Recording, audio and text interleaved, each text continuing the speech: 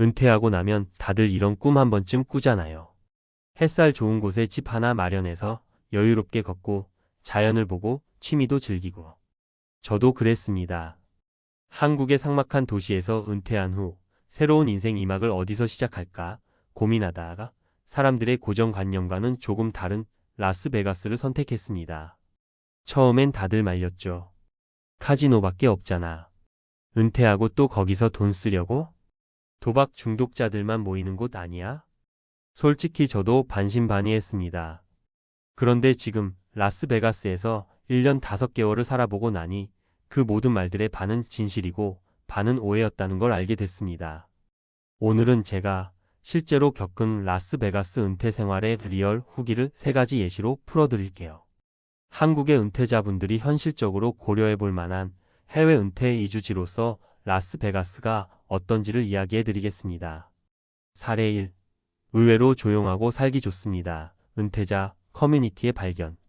라스베가스라고 하면 밤새도록 불빛이 번쩍이고 시끄러운 음악과 관광객들로 북적이는 모습만 떠오르잖아요. 그런데 막상 살아보면 그런 건 스트립 한정 이야기입니다. 시내에서 조금만 떨어진 서쪽 서밋서멀린이나 핸더슨 지역은 조용하고 평화로운 은퇴자 마을 분위기가 강해요. 이곳엔 55세 이상만 입주 가능한 실버 커뮤니티도 잘 갖춰져 있어요. 골프장, 수영장, 산책로, 그리고 무엇보다 수다 떨 친구들이 많다는 게 최고 장점이죠. 주택들도 관리비 포함해 월 1,000불 내면 충분히 관리 가능한 수준이고 주변에 병원, 약국, 마트도 잘 돼 있어 생활 인프라가 부족하지 않아요. 한국보다 훨씬 따뜻한 날씨 속에서 햇살 맞으며 매일 산책하는 삶, 생각보다 만족스럽습니다. 카지노? 정작 여기 사는 사람들은 한 달에 한 번 가기도 바빠요. 놀이터가 아니라 그냥 관광지죠. 사례 2. 생활비는 한국보다 저렴한 부분도 있습니다. 은퇴자, 재정 리얼 체감기. 많은 분들이 궁금해 하시는 게 이거죠. 라스베가스에서 살면 돈이 얼마나 들까? 저도 처음엔 비쌀 줄 알았습니다. 그런데 의외로 라스베가스는 미국 내에서 물가가 저렴한 축에 속해요. 특히 네바다주는 소득세가 없다는 게 아주 큰 메리트입니다. 은퇴 후 고정 수입이 제한적인 분들에겐 세금 부담이 적다는 게 아주 큰 장점이죠. 제 경우 월 생활비를 계산해 보면 주택 관리비 전 기수도 인터넷 약 70만 900달러, 식비 둘이서 직접 해 먹는 위주 약 40만 500달러, 차 유지비 기름값 저렴, 대중교통은 부족 약 200달러, 기타 문화생활 보험 등 포함해도 월 1,700만 2,000달러 선이면 충분합니다. 한국의 수도권 생활비와 비교해도 의외로 부담이 덜한 수준입니다. 특히 의료보험은 한국보다 복잡하지만 메디케어나 개인보험 잘 활용하면 큰 문제 없어요. 중요한 건 소비 습관을 현지에 맞게 바꾸는 겁니다. 사례 3. 외로움은 선택의 문제입니다. 라스베가스에서의 인간관계. 한국을 떠나 사는 가장 큰 고민은 외로움일 겁니다. 저도 그랬어요. 하지만 이건 생각하기 나름이에요. 라스베가스에는 이미 수많은 은퇴자들이 이주해 살고 있고 코리안 커뮤니티도 점점 활발해지고 있습니다. 특히 한인교회나 커뮤니티 센터에 참여하면 금세 정이 붙습니다. 영어가 서툴러도 걱정하지 마세요. 저도 처음엔 말 한마디 못했지만 웃으며 인사하는 법부터 배우다 보면 이웃과 자연스럽게 교류가 생깁니다. 저는 매주 목요일마다 실버 독서 모임에 나가는데 영어 실력보다 함께 책 읽고 공감 나누는 시간이 삶의 의미를 더 풍요롭게 만들어줍니다. 혼자라고 느껴질 땐 일부러 동네 도서관, 공원에 가서 사람들 속으로 들어가 보는 것도 좋은 방법이에요. 외로움을 달래는 방법은 혼자 있는 것보다 마음의 문을 여는 것에 있다는 걸 배웠습니다. 마무리하며 드리는 솔직한 조언. 라스베가스는 단순히 카지노 도시가 아닙니다. 오히려 은퇴자들에게는 따뜻한 날씨, 저렴한 물가, 낮은 세금, 그리고 다채로운 활동이 가능한 생활 기반을 갖춘 매력적인 도시입니다. 물론 단점도 있습니다. 대중교통이 부족하다든지, 여름의 무더위가 강하다든지. 하지만 라이프 스타일을 자신에게 맞게 조절하고 열린 마음으로 지역사회에 들어간다면 은퇴자의 삶을 더욱 건강하고 의미 있게 만드는 도시가 될 수 있어요. 한국에서 너무 조급하게 은퇴 후 지역을 고르기보단 직접 살아보고 발로 체험하고 생활 속 불편함을 몸으로 겪어보는 경험이 중요하다는 걸 강조드리고 싶어요. 카지노 말고는 할 게 없다는 말, 이제 제겐 웃음 나는 오해일 뿐입니다. 라스베가스에서의 삶, 누군가에겐 은퇴 후 가장 찬란한 선택이 될 수 있습니다. 라스베가스에서 은퇴 후 살아본 경험을 바탕으로 이제는 조금 더 구체적으로 전문가적인 시선에서 이야기해 보겠습니다. 많은 분들이 해외 은퇴를 꿈꾸면서도 실제로 옮겨가 살 용기를 내지 못하는 이유는 모호한 정보 때문입니다. 현실적인 장단점, 제도적 조건, 지역 선택 기준 등을 미리 알고 접근해야 막연한 로망이 아니라 살아볼 수 있는 선택지가 됩니다. 이번에는 라스베가스를 은퇴 이주지로 고려할 때 반드시 알고 있어야 할 핵심 정보들을 항목별로 정리해 드리겠습니다. 구체적인 생활 기반, 의료 문제, 비자 조건, 부동산 실정, 교통 문제, 커뮤니티 연결 방법까지 직접 살아보지 않으면 알 수 없는 현실적인 정보만 뽑아 말씀드릴게요. 1. 의료 시스템과 메디케어 활용 방법. 미국에서 은퇴 생활의 가장 큰 고민은 바로 의료비입니다. 특히 나이가 들수록 건강 문제가 잦아지는데 미국은 병원 한 번만 가도 수백 불이 기본이니 공포심이 생기기도 하죠. 하지만 라스베가스에서 은퇴 생활을 하려면 이 구조를 제대로 이해하는 게 중요합니다. 만 65세 이상이면 메디케어 메더케어 자격이 생깁니다. AP 파트는 자동 가입이지만 보장 범위가 제한적이므로 파트 C 메디케어 어드밴티지나 파트 D 약값 보장을 추가로 선택하는 것이 좋습니다. 네바다주는 비교적 의료 네트워크가 잘 갖춰져 있어 메디케어 어드밴티지 플랜을 다양하게 고를 수 있으며 한인 병원도 일부 운영되고 있어 언어 장벽이 낮은 편입니다. 응급 상황에 대한 대비책으로 유료 보조보험이나 장기요양보험도 필수 고려 대상입니다. 보험료는 월 15만 300불 수준이지만 고비용 응급 상황을 커버할 수 있으므로 부담이 줄어듭니다. 2. 부동산과 주거 선택 살 집을 사느냐? 임대하느냐? 은퇴 후 이주할 도시를 결정할 때 그곳의 주거비는 핵심 변수입니다. 라스베가스는 최근 몇 년 사이 부동산 가격이 상승했지만 캘리포니아나 뉴욕에 비하면 여전히 저렴한 편입니다. 평균 단독주택 구입 비용은 약 35만 45만 달러 수준, 실버 커뮤니티나 타운하우스는 25만 달러 이하의 매물도 가능합니다. 월세로는 1베드 기준 약 2,500달러 수준이며 전기세 수도세 관리비를 포함하면 월 1,800달러 내외로 관리 가능합니다. 선시티선 시티 같은 시니어 커뮤니티는 55세 이상만 입주 가능하며 헬스장 문화센터 산책로 골프장 등 부대시설이 잘 갖춰져 있어 매우 인기가 많습니다. 자가로 거주할 경우 HOA 주택 관리비는 월 10만 200달러 수준이고 모든 정원 관리 및 치안 유지까지 포함됩니다. 라스베가스에서 은퇴자가 가장 선호하는 지역은 서머린과 핸더슨이며 비교적 한인 비중이 있는 지역은 스프링밸리입니다. 3. 교통 문제와 차량 유지 비용. 라스베가스의 가장 큰 단점 중 하나는 대중교통 부족입니다. 버스 시스템이 존재하긴 하지만 주요 커뮤니티에서 병원이나 마트까지 걸어서 접근하는 게 쉽지 않고 택시나 우버를 매번 이용하면 비용이 만만치 않습니다. 따라서 현실적인 은퇴 생활을 하려면 차량이 필수입니다. 자동차는 중고차 기준 1만 5천 달러면 충분히 구입 가능하고 보험료는 연령대에 따라 다르지만 보통 월 10만 150달러 선입니다. 라스베가스는 주차장이 잘 되어 있고 도로 정체가 심하지 않아 운전 스트레스는 낮은 편입니다. 기름값은 미국 평균보다 저렴하며 1갤런 약 3.7리터의 달러사 안팎으로 유지되고 있습니다. 단, 만약 운전이 어려운 연령층이라면 라스베가스 리무진 서비스나 커뮤니티 내 무료 셔틀버스 등을 이용할 수 있는 커뮤니티를 우선 고려하는 것이 중요합니다. 4. 커뮤니티 연결과 외로움 해결 방법. 해외에서 은퇴 생활을 할 때 가장 두려운 건 사실 언어보다 소속감의 부재입니다. 미국 사회는 개인주의 성향이 강하긴 하지만 라스베가스는 은퇴자들이 모인 마을이 많아 소통할 기회가 오히려 많습니다. 한인교회, 요가 수업, 독서 모임, 시니어 헬스클럽 등 다양한 모임이 정기적으로 운영되며 대부분 무료 또는 소액으로 참여 가능합니다. 특히 KACLV 라스베가스 한인회나 한인 노인회, 라스베가스 한인 뉴스레터 등을 통해 소식과 모임 일정을 쉽게 접할 수 있습니다. 외로움을 줄이기 위한 가장 확실한 방법은 먼저 다가가는 것입니다. 새로운 환경에 적응하는 힘은 결국 마음가짐에서 출발합니다. 마지막 팁 2주 전 체험살이는 필수입니다. 많은 분들이 은퇴 이민을 할 때 가장 큰 실수를 하는 것이 한 번에 결정하는 것입니다.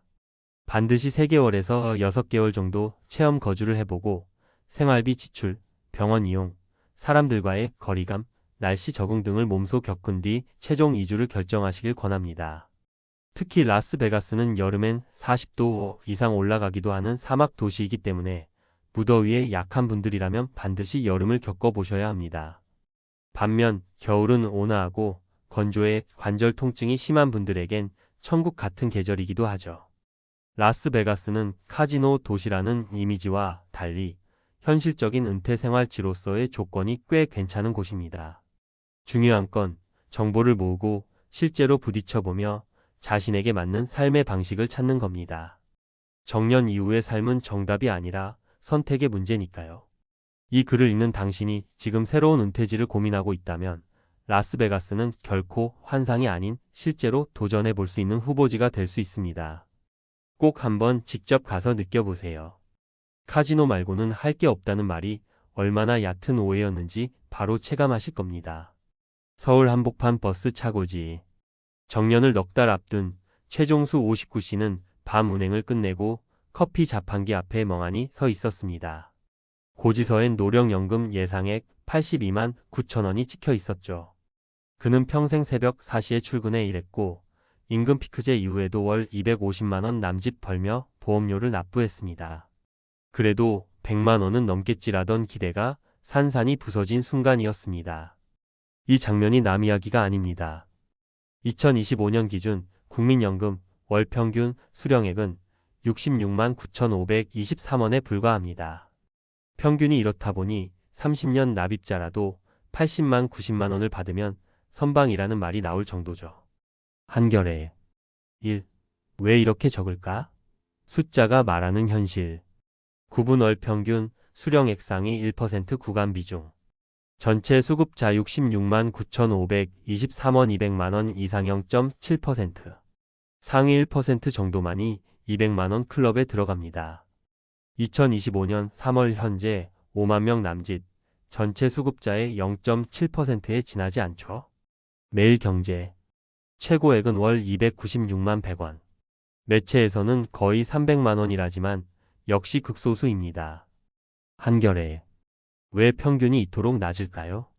소득 대체율 하락 제도 도입 초기 70%였던 대체율이 지금은 40% 선. 가입 단절 실직 경력 단절 사업 전환 등으로 30년을 채우지 못함. 보험료 상한선 아무리 고소득이어도 월 637만 원까지만 반영 2025년. 2. 세 사람의 리얼 사례. 사례 59세 버스기사 최종수. 가입 기간 360개월 30년. 평균 소득월액 240만원. 예상 연금 83만원. 관건 임금 피크 후 소득 급감 평균 소득월액이 낮아져 수령액도 줄어든.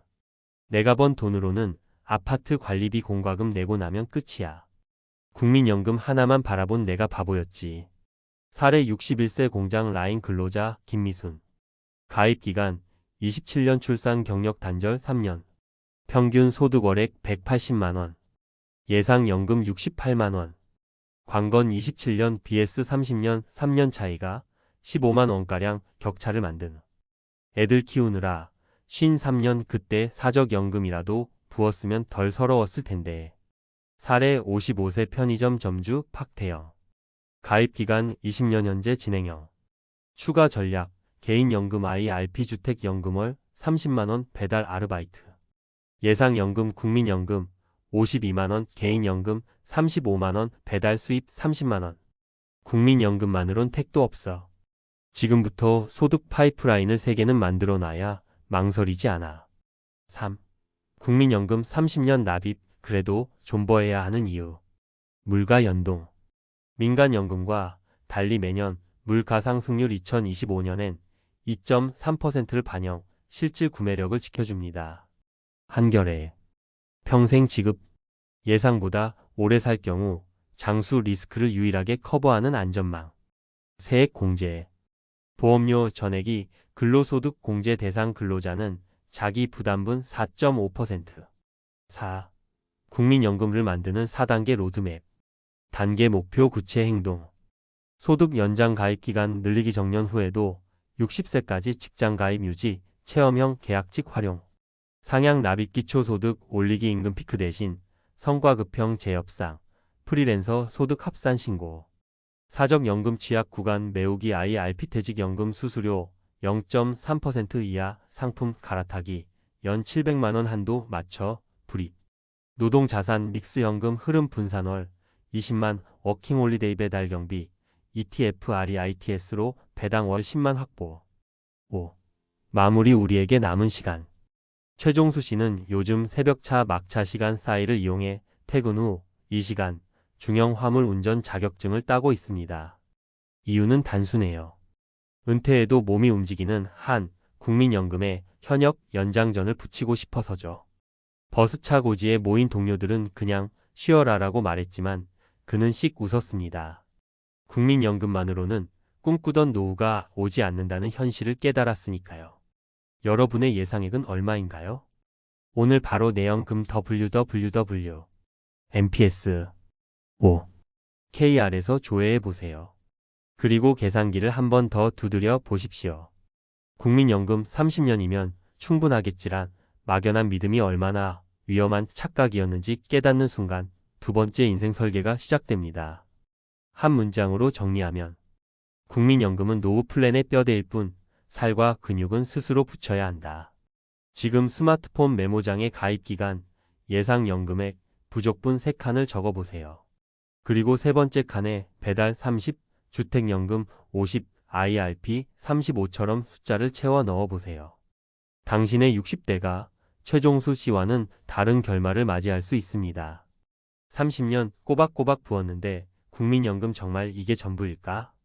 전문가가 짚어주는 2025년 국민연금 리얼 가이드. 1.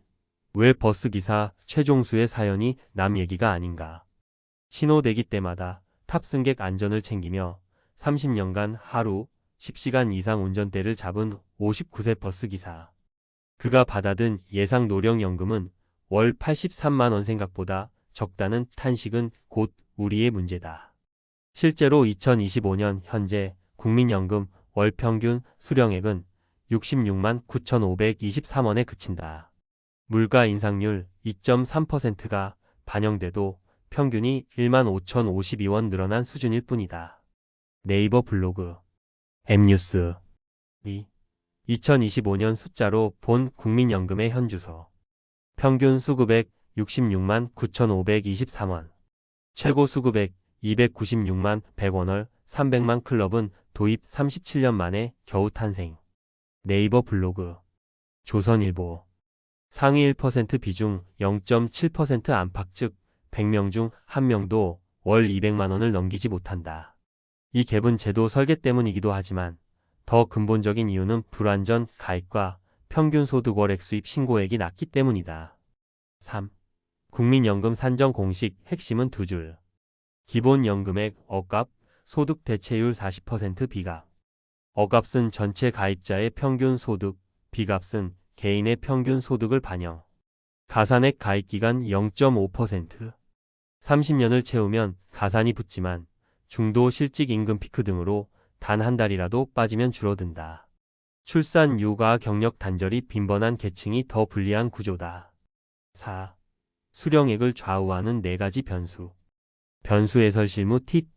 가입기간 10년 이상부터 수급 자격, 20년, 30년이 갈림길 경력 단절 예상 시 임의 계속 가입으로 공백 메우기. 평균 소득 신고액에 평균 사업 프리랜스 수입도 근로소득 합산 신고. 수령 시점 조기 최대 30%, 연기 최대 36% 건강 여유 자금 따라 부분 연기 전략 활용. 부양 가족 배우자 자녀 수에 따라 기본연금액 가산 맞벌이라도 부양가족 연금액 신청 가능. 5. 사례 세가지 숫자가 주는 교훈. 59세 버스기사 어씨. 가입 360개월, 평균 소득 240만원, 예상 83만원. 교훈 임금 피크 이후 소득 급감이 평균을 끌어내린다. 이 시점에 직장 사업 겸업 신고로 소득월액을 보강해야. 61세 공장 근로자 B씨. 가입 324개월, 출산 육아, 단절 36개월 68만원. 교훈 3년 공백이 15만원 격차. 임의 계속 가입 60세 이후 최대 5년으로 기간을 채우면 만회 가능. 55세 자영업자 C씨. 가입 240개월 진행형, 추가 전략, IRP 35만 원주택연금 50만원. 교훈 국민연금은 뼈대, 사적연금과 주택 근로소득 파이프라인을 합쳐야 노후 현금 흐름이 완성된다. 6. 전문가가 권하는 국민연금 4단계 로드맵. 가입 기간 연장. 60세 정년 이후에도 특수 형태 근로나 단시간 계약직으로 60세까지 직장 가입 유지. 6065세의 임의 계속 가입은 노령연금 수령 지연 없이 공백을 채우는 최후 수단. 소득월액 상향. 2025년 상한은 617만원. 월 390만원 아래로 신고 중이면 단계적 상향 신고 검토. 프리랜스 플랫폼 수익까지 합산 신고해 평균 소득월액을 끌어올린다. 국립공원관리공단. 수령 시점 전략. 건강 재취업 전망이 밝다면 연기연금 1년당 7.2%, 최대 36%. 생활비 압박이 크면 부분 연기에 50%만 먼저 수령로 유동성을 확보. 보완 소득원 구축. 퇴직연금 IRP 수수료 0.3% 이하 상품으로 갈아타고 세액 공제 한도연 700만 원을 꽉 채운다. 노후 주거 안정이 목표라면 주택연금으로 거주연금 흐름 2마리 토끼를 잡는다. 소일거리라도 월 20만원 노동소득 파이프라인을 하나 더 만들어 두면 장수 리스크 충격을 흡수할 수 있다. 7. 정책적 쟁점 알아야 바뀐다. 소득 대체율 40%, 국제노동기구 ILO 권고치 55%보다 낮다. 개인의 추가 준비가 불가피하다. 사각지대 특수고용직 플랫폼 종사자 중 25%가 여전히 미가입. 가입률 제고가 필요. 여성연금 격차, 경력 단절 탓에 여성 수급액은 남성의 66% 수준. 출산 크레딧 확대 임의 계속 가입 홍보가 절실. 8. 체크리스트 오늘 당장 점검할 것. https://www. mps. 5. KR 내 연금 알아보기에서 예상액 조회.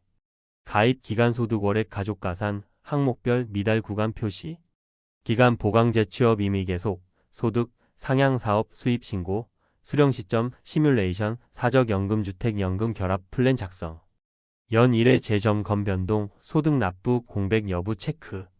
맺은 말 국민연금은 시작일 뿐 완성은 당신의 몫. 30년을 채워도 월 80만원대가 현실인 시대, 국민연금을 실패한 제도라 단정할 필요는 없다. 물가 연동 평생 지급이라는 강력한 보험성을 지닌 유일한 공적연금이기 때문이다. 다만 그 위에 사적연금과 현역소득, 자산소득을 얹어야 살아있는 노후 현금 흐름 구조가 탄생한다. 숫자를 외면하면 준비기간은 우리를 기다려주지 않는다. 오늘 예상연금액을 조회하고 부족분을 구체적 액수로 적어보라. 그 메모 한 줄이 70대의 좌절을 60대의 실행으로 바꿀 수 있다. 당신은 지금 은퇴를 준비하고 계십니까? 6575년생이라면 한창 사회에서 중심 역할을 하며 열심히 일해온 세대입니다. 그동안 가족을 위해 또 성공적인 삶을 위해 최선을 다해 살아오셨겠지만 정작 자신의 은퇴 후 삶에 대해서는 얼마나 준비하고 계신가요? 막상 은퇴를 앞두고 뒤를 돌아보면 우리는 종종 아직 괜찮아, 조금 더 벌면 되라고 생각하며 준비를 미루곤 합니다. 하지만 통계는 냉혹합니다. 대한민국의 평균 퇴직 연령은 점점 낮아지고 있고 국민연금만으로는 기본 생활비조차 충족하지 못하는 현실이 다가오고 있습니다. 특히 지금 준비를 미루면 퇴직 후 갑작스러운 경제적 위기와 함께 지옥문 같은 현실이 기다릴지도 모릅니다. 이제는 나중에라는 말을 멈추고 바로 지금부터 시작해야 할 때입니다. 더 이상 준비를 늦출 수 없는 이유와 함께 은퇴 후 지옥문을 막을 방법을 함께 살펴보겠습니다. 6575년생, 지금 시작하지 않으면 은퇴 후 지옥문이 열립니다. 1. 왜 지금 시작해야 할까요? 요즘 뉴스를 보면 우리 세대가 은퇴 이후 마주할 현실이 점점 더 두려워집니다. 은퇴 자금 부족, 연금만으로는 도저히 충족되지 않는 생활비, 그리고 늦게 시작한 준비 때문에 결국 생계를 위해 계속 일해야 하는 상황이 흔해지고 있습니다. 하지만 막연히 걱정만 하거나 나중에 준비해야지라고 미루는 건 더 큰 위기를 불러올 뿐입니다. 자, 현실을 제대로 마주해 볼까요? 사례 1. 국민연금만 믿었던 김 씨의 이야기. 김 씨는 70년생으로 평생 직장에서 꾸준히 일하며 국민연금을 꼬박꼬박 부었습니다. 은퇴 후엔 국민연금만 있어도 생활비는 충분하겠지라는 믿음이 있었죠. 그런데 막상 퇴직 후 연금을 받아보니 매달 100만 원 남짓. 하지만 월 생활비는 최소 200만 원이 필요했습니다. 그는 결국 소일거리로 알바를 시작했지만 체력은 점점 달리고 벌이는 점점 줄어들었습니다. 미리 더 준비했더라면. 일하는 후회가 늦지 않으려면 지금 바로 준비를 시작해야 합니다. 2. 은퇴 준비, 지금부터라도 시작할 수 있는 이유. 은퇴 준비는 시작할 때가 가장 중요합니다.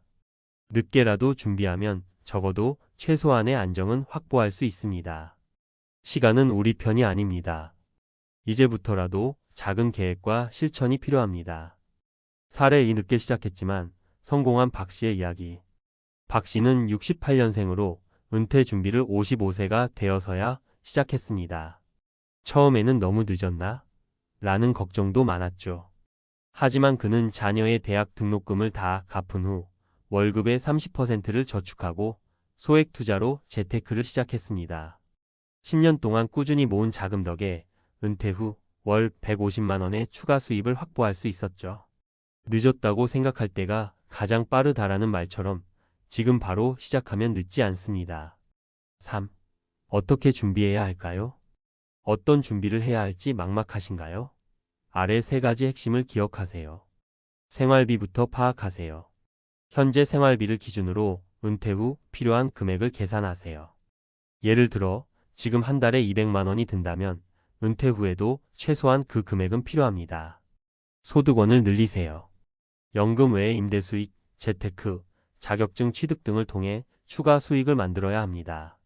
소비 습관을 점검하세요. 필요 없는 소비를 줄이고 꼭 필요한 부분에 돈을 사용하세요. 이는 은퇴 후에도 매우 중요한 습관입니다. 사례 3. 소비를 줄이고 성공한 이 씨의 이야기. 이 씨는 평생 쇼핑을 좋아하던 사람입니다. 은퇴가 다가오자 불필요한 소비를 줄이기 시작했어요. 중고 거래 앱을 활용해 안 쓰는 물건을 팔고 해외여행 대신 국내 여행으로 바꿨죠. 그 결과 은퇴 후에도 생활비가 크게 부담되지 않아 연금만으로도 여유로운 삶을 유지하고 있습니다. 4. 당신의 은퇴는 선택에 달려 있습니다. 6575년생이라면 지금부터 준비하지 않으면 앞으로 닥칠 어려움을 피하기 힘들 수 있습니다. 하지만 반대로 지금부터라도 준비를 시작하면 걱정 없는 노후를 만들 수 있습니다. 중요한 건 언제가 아니라 지금부터입니다. 결국 우리의 은퇴는 스스로 준비한 만큼 평안할 수 있습니다. 작은 한 걸음이라도 지금 내디뎌 보세요. 지옥문이 아닌 평온한 은퇴의 문이 열릴 겁니다. 이제 당신의 선택입니다. 준비할까요? 아니면 미룰까요? 전문가 칼럼 6575년생 은퇴 준비 지금 시작해야 하는 이유와 실천법. 안녕하세요. 은퇴 전문가로서 많은 분들과 상담하며 느낀 건 은퇴 준비는 생각보다 훨씬 더 복잡하고 동시에 단순하다는 점입니다. 복잡하다고 느껴지는 이유는 어디서부터 어떻게 시작해야 할지 모르는 막막함 때문입니다. 하지만 단순하다는 건 결국 지금 바로 시작하는 것만이 해답이라는 점이죠. 오늘은 6575년생, 즉 은퇴를 앞둔 세대가 왜 지금 준비해야 하고 구체적으로 어떤 방법으로 준비할 수 있는지 이야기를 나눠보겠습니다.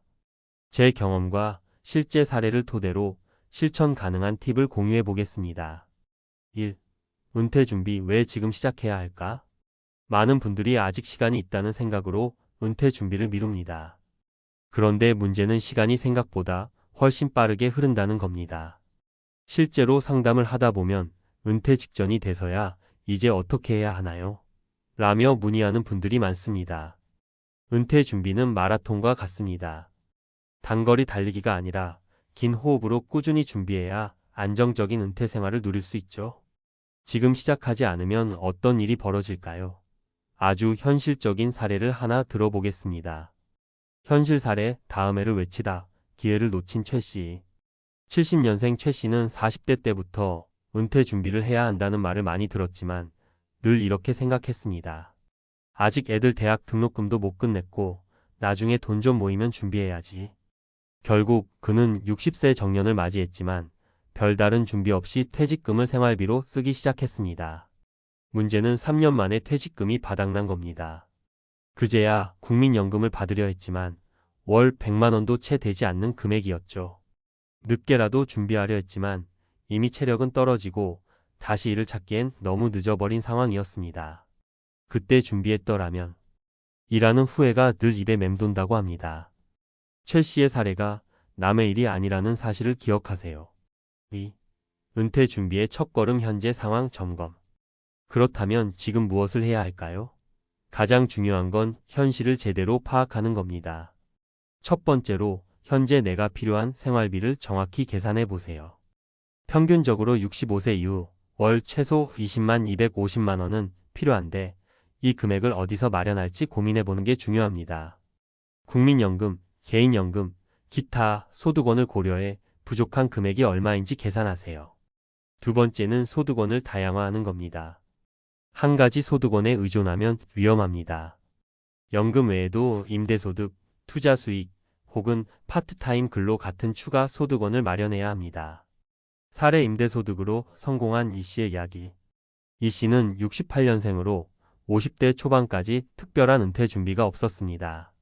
하지만 주변의 권유로 작은 원룸을 매입해 임대사업을 시작했죠. 그는 월세 수입으로 매달 80만 원의 추가 수익을 얻었고 연금과 합쳐 은퇴 후에도 안정적인 생활을 유지할 수 있었습니다. 작은 시도지만 꾸준히 실천한 결과가 그를 은퇴 후 걱정 없는 삶으로 이끌었습니다. 3. 은퇴 준비를 위한 실천 전략. 은퇴 준비는 복잡하지 않습니다. 중요한 건 지금 당장 실행할 수 있는 간단한 전략을 세우는 겁니다. 아래 세 가지 전략은 누구나 실천할 수 있는 방법입니다. 1. 소비 습관부터 점검하라. 불필요한 소비를 줄이고 꼭 필요한 곳에 돈을 쓰는 훈련이 필요합니다. 커피값, 외식비 등 작은 소비부터 줄여보세요. 중고거래 앱이나 지역 커뮤니티를 활용해 필요 없는 물건을 처분하고 자금을 확보하세요. 2. 재테크에 관심을 가져라. 재테크라고 하면 거창하게 들릴지 모르지만 소액으로 시작하는 게 중요합니다. 예를 들어 ETF 같은 안정적인 상품에 투자하거나 소액으로 부동산 펀드에 투자하는 것도 좋은 방법입니다. 3. 건강을 자산으로 삼아라. 은퇴 후 가장 큰 변수는 건강입니다. 체력과 건강은 돈으로도 살 수 없죠. 규칙적인 운동과 건강한 식습관은 은퇴 후 경제적 부담을 줄이는 가장 효과적인 방법입니다. 사례 건강관리로 의료비를 줄인 김 씨의 이야기. 김 씨는 72년생으로 평소 건강관리를 철저히 해왔습니다. 40대부터 매일 30분씩 산책하며 체력을 길렀고 음식도 간단하고 건강한 식단을 유지했죠. 덕분에 은퇴 후에도 병원비 걱정 없이 여유로운 삶을 살고 있습니다. 4. 은퇴 준비는 결국 지금의 선택. 마지막으로 강조하고 싶은 건 은퇴 준비는 큰 돈을 마련하거나 복잡한 계획을 세우는 게 아닙니다. 오늘부터 작은 행동 하나라도 시작하는 것이 중요합니다. 저축을 늘리든 소비를 줄이든 아니면 단순히 은퇴 후 삶에 대한 계획을 머릿속으로 그려보는 것부터라도요. 지금 우리가 내딛는 한 걸음이 앞으로의 삶을 결정합니다.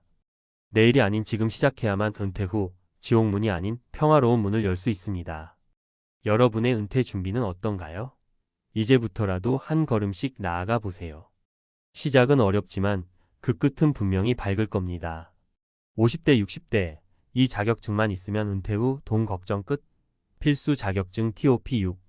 은퇴를 앞두고 있거나 이미 은퇴를 한 50대, 60대 분들 중에서 내가 이제 뭘 해야 할까? 고민하는 분들이 많습니다. 30년, 40년 동안 회사에 몸을 바치며 살아왔는데 막상 은퇴하고 나니 어디서부터 무엇을 시작해야 할지 막막하기도 하죠. 하지만 인생 2막을 열어줄 수 있는 가장 확실한 방법 중 하나가 바로 자격증입니다. 자격증을 따놓으면 그 자격증이 바로 나의 든든한 보험이 되어줄 수 있습니다. 오늘은 여러분이 은퇴 후에도 절대 굶어 죽지 않을 50대, 60대 인기 자격증 6가지를 소개해 드릴게요. 1. 사회복지사 자격증.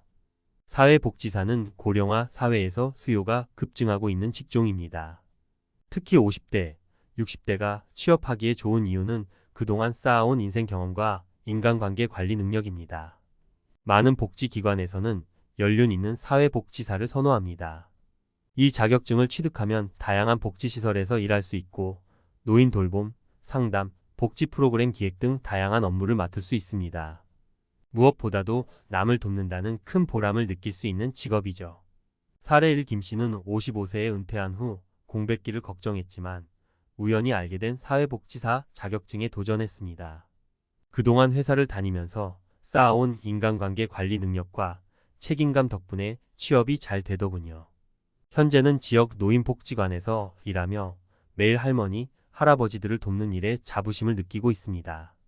일하면서 삶의 의미를 다시 찾았다고 합니다. 2. 바리스타 자격증. 커피를 좋아하는 사람이라면 바리스타 자격증은 은퇴 후에도 매력적인 선택이 될 수 있습니다. 커피숍 창업도 가능하고 프랜차이즈 카페나 개인 카페에서도 일할 수 있죠. 바리스타로 일하는 것은 단순한 노동이 아니라 커피에 대한 깊은 이해와 사람들에게 감동을 주는 직업입니다. 연령에 구애받지 않고 꾸준히 일할 수 있는 장점도 크죠. 사례 2 박씨는 60세에 퇴직 후 취미 삼아 바리스타 자격증을 취득했습니다. 커피를 워낙 좋아하던 터라 즐겁게 공부할 수 있었고 은퇴 후에는 작은 카페를 열었습니다. 커피 한 잔에 담긴 정성 덕분에 단골 손님도 생기고 퇴직 후에도 꾸준히 수익을 창출하고 있습니다. 돈보다도 사람들과의 소통이 즐거워 매일 아침 출근하는 발걸음이 가볍다고 합니다. 3. 전기기사 자격증. 전기 분야는 항상 수요가 많은 직종입니다. 전기기사 자격증을 따면 공공기관, 건설 현장, 시설 관리 업체 등 다양한 곳에서 활동할 수 있습니다. 은퇴 후에도 꾸준한 수요가 있어 안정적인 수익을 기대할 수 있죠. 또한 이 자격증을 가진 사람들은 언제든 자신의 기술을 활용해 일을 할 수 있어 굶어 죽을 일은 없다고 할 정도로 안정적인 직업군에 속합니다. 사례 3 정씨는 58세에 은퇴했지만 이미 전기기사 자격증을 따놓은 덕분에 퇴직 후에도 계속 일할 수 있었습니다. 회사에서 일할 때는 몸이 힘들었지만 은퇴 후에는 자신의 페이스에 맞춰 자유롭게 일할 수 있다는 점이 좋았습니다. 몇 달에 한 번씩만 일을 해도 생활비가 넉넉히 충당되어 걱정이 없다고 합니다. 그는 은퇴 후에도 기술이 있다는 것이 얼마나 큰 힘이 되는지 절실히 느꼈다고 합니다. 4. 조경기사 자격증. 조경 관련 일은 손과 몸을 쓰는 일이지만 자연과 함께하는 힐링 효과가 있어 은퇴 후에도 매력적인 직종입니다. 공원, 정원, 건물 조경 관리 등에서 활동할 수 있고 특히 이 자격증을 취득하면 공공기관이나 대기업에서도 일을 할 수 있어 안정적인 수익 창출이 가능합니다. 5. 요양보호사 자격증. 요양보호사 자격증은 고령화 사회에서 필수 자격증 중 하나로 꼽힙니다. 요양시설이나 가정방문 요양 서비스에서 활동할 수 있으며 노인들과의 교감이 많아 정서적으로도 보람을 느낄 수 있는 직업입니다. 특히 50대, 60대라면 자신보다 나이가 많은 노인을 돌보는 일이 더 자연스럽게 다가오기 때문에 더욱 잘 어울리는 직업이죠. 6. 부동산 중개사 자격증. 부동산은 시기만 잘 맞추면 큰 수익을 창출할 수 있는 분야입니다. 중개사 자격증을 따면 스스로 사무소를 운영하거나 부동산 관련 회사에서 일할 수 있습니다. 은퇴 후에도 꾸준히 수익을 창출할 수 있는 매력적인 직종 중 하나입니다. 마무리. 이처럼 50대, 60대에도 충분히 할 수 있는 자격증은 많이 있습니다. 중요한 것은 은퇴 후에도 안정적으로 수익을 창출하고 사회에 기여하며 스스로도 보람을 느낄 수 있는 일을 선택하는 것입니다. 자격증 하나로 은퇴 후의 삶을 더욱 풍성하게 만들 수 있으니 지금부터라도 관심 있는 분야의 자격증을 찾아 도전해 보세요. 은퇴 후에도 일할 수 있는 자격증 준비하는 방법은? 은퇴 후 새로운 삶을 준비하는 과정에서 자격증은 매우 중요한 도구가 될 수 있습니다. 하지만 자격증을 취득한다고 해서 모두가 성공적으로 새로운 커리어를 시작할 수 있는 것은 아닙니다. 중요한 것은 자격증을 따는 과정에서 어떻게 준비하고 취득 후에 어떻게 활용하느냐에 따라 달라집니다. 이번 칼럼에서는 은퇴 후 자격증 취득과 활용에 대한 몇 가지 핵심 포인트를 전문가적인 시각에서 살펴보고자 합니다. 1. 나에게 맞는 자격증 선택하기. 우선 가장 중요한 것은 나에게 맞는 자격증을 선택하는 것입니다. 은퇴 후 자격증을 따려는 이유는 단순히 돈을 벌기 위한 것이 아닐 수 있습니다. 내가 정말로 좋아하는 일 혹은 흥미를 느끼는 분야에서 자격증을 취득하고 싶다는 마음이 더 클 수도 있죠. 예를 들어 커피를 좋아하는 사람이 바리스타 자격증을 따는 것처럼 말입니다. 반대로 사회기여나 봉사에 관심이 많은 사람이라면 사회복지사나 요양보호사 자격증이 적합할 수 있습니다. 자격증을 따는 과정은 결코 쉬운 일이 아닙니다. 특히 나이가 들수록 공부에 대한 집중력이나 체력이 예전 같지 않을 수 있기 때문에 진정으로 내가 원하는 분야에 집중하는 것이 중요합니다. 흥미를 가지고 시작하면 자연스럽게 공부도 즐겁고 그 결과는 자격증 취득으로 이어지게 됩니다. 그러니 무작정 인기 자격증이라고 해서 도전하기보다는 나의 성향과 관심사를 잘 고려한 선택이 중요합니다. 사례 1 씨는 오랜 기간 사무직으로 일하다 은퇴 후 정원을 가꾸는 취미에 빠졌습니다. 그는 단순한 취미로 끝내지 않고 조경기사 자격증에 도전했습니다. 처음에는 나이 들어 공부하는 것이 부담스러웠지만 좋아하는 분야이다 보니 쉽게 포기하지 않았습니다. 결과적으로 자격증을 따고 나서 공공기관에서 조경관리 일을 하게 되었고 자연 속에서 일하는 매일이 행복하다고 합니다. 2. 자격증 공부 전략적으로 접근하자. 두 번째로 중요한 것은 전략적으로 공부하는 방법입니다. 나이가 들수록 체력은 물론 집중력도 떨어지기 마련입니다. 예전처럼 밤새 공부하거나 짧은 시간 안에 많은 내용을 암기하는 것이 쉽지 않죠. 그래서 전략적인 공부 방법이 필요합니다. 첫 번째 전략은 시간 관리입니다. 하루 종일 책상 앞에 앉아 공부하기보다는 매일 꾸준히 짧은 시간을 할애해 집중하는 것이 더 효율적입니다. 예를 들어 하루에 12시간 정도를 공부 시간으로 정하고 그 시간을 철저하게 지키는 습관을 들이는 것이 좋습니다. 두 번째 전략은 공부 자료를 현명하게 선택하는 것입니다.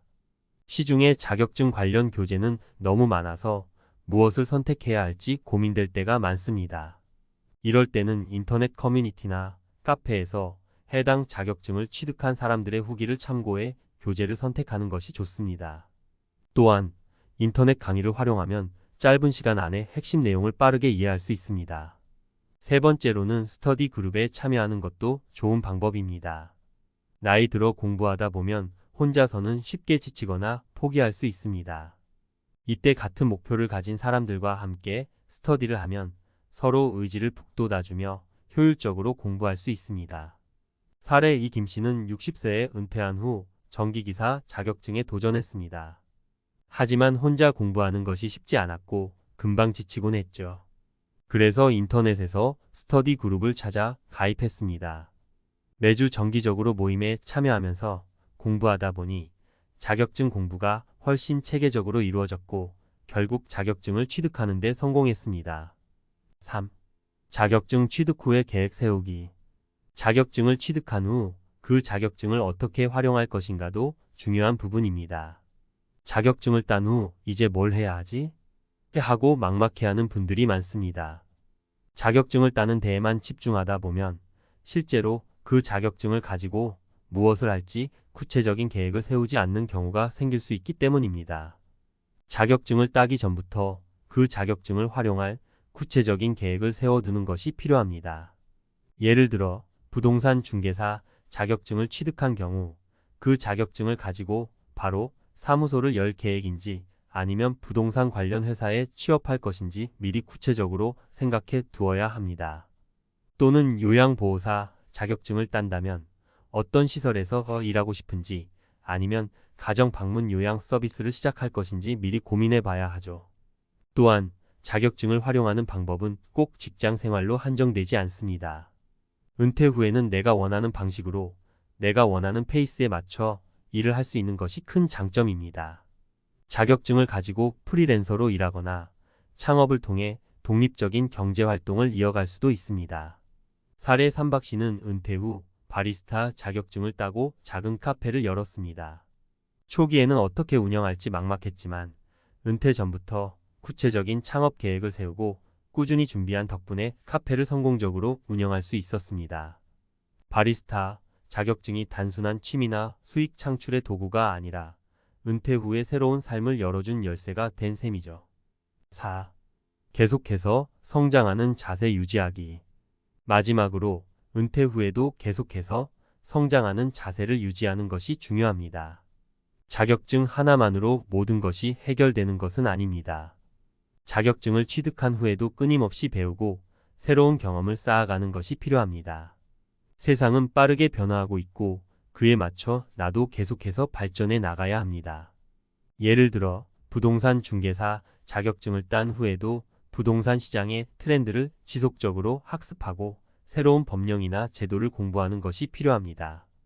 또한 바리스타 자격증을 딴 후에도 최신 커피 트렌드와 고객의 취향을 연구하는 자세가 요구됩니다. 이렇게 끊임없이 학습하고 성장하는 태도를 가지면 은퇴 후의 삶도 훨씬 더 풍요롭게 유지될 수 있습니다. 마무리 준비된 자에게 기회가 온다. 은퇴 후 자격증을 준비하는 과정은 결코 쉽지 않을 수 있습니다.